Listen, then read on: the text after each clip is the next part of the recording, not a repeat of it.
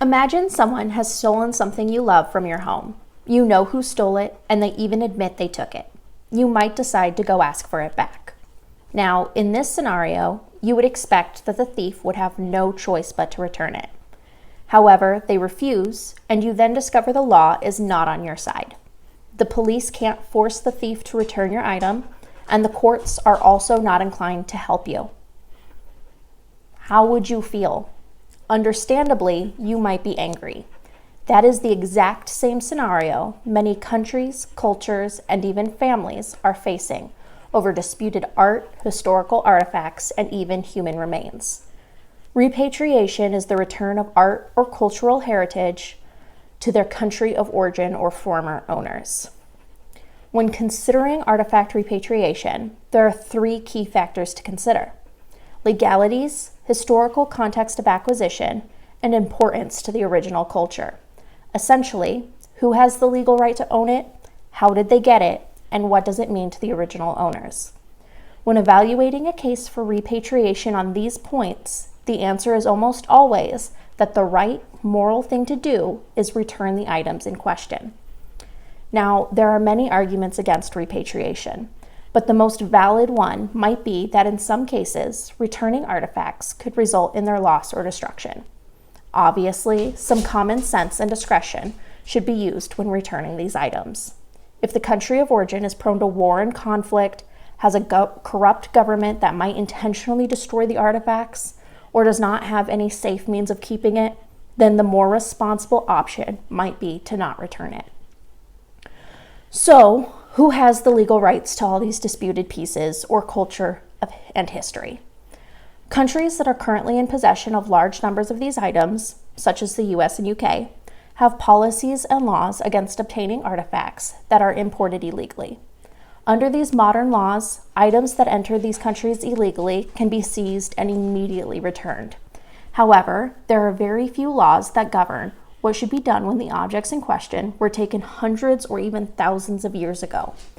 Some countries have policies, not laws, in place that are meant to allow for official requests for repatriation to be seriously considered, but it does not in any way guarantee that the country or culture of origin will be granted the request.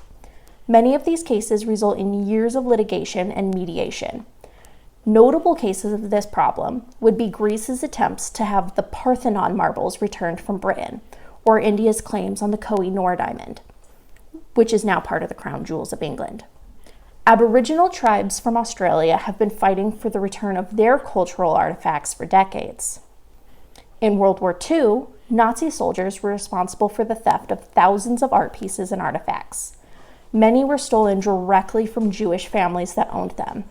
In cases where those items have surfaced years later and the original owners or their heirs have attempted to reclaim them through litigation, the courts here in the US have repeatedly sided with the current owners, often on the basis of insufficient evidence that these families ever owned it. A common theme when it comes to modern legal rights of ownership is the history of how these pieces were obtained. During the height of colonization, many cultures had their histories forcibly taken when they had no power to fight back, such as in the case of most Aboriginal, African, Indian, and even Native American artifacts. Other cases, like World War II, involve looted items during times of conflict and war. With either of these methods, it stands to reason that the original theft was morally wrong, and therefore the continued possession of these items is still morally wrong. Beyond the legal view, why is this so important?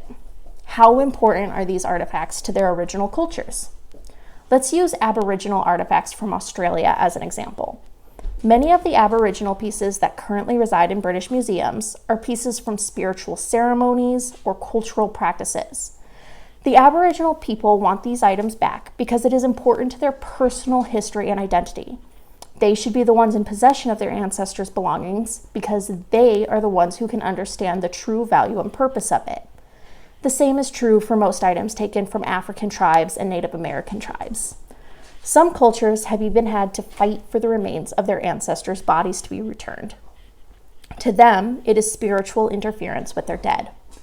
If someone came along and took pieces of your religion and your culture from you, and then didn't even properly understand why it was so important to you, you'd absolutely fight for it back.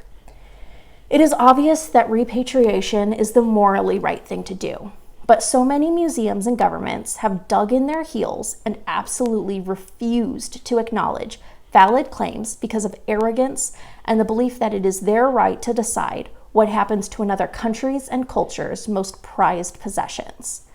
As it turns out, the attitudes that fueled the colonization and conflict that got them all those stolen pieces of culture are still running strong and will continue to deprive those that were already stolen from and oppressed from their own history.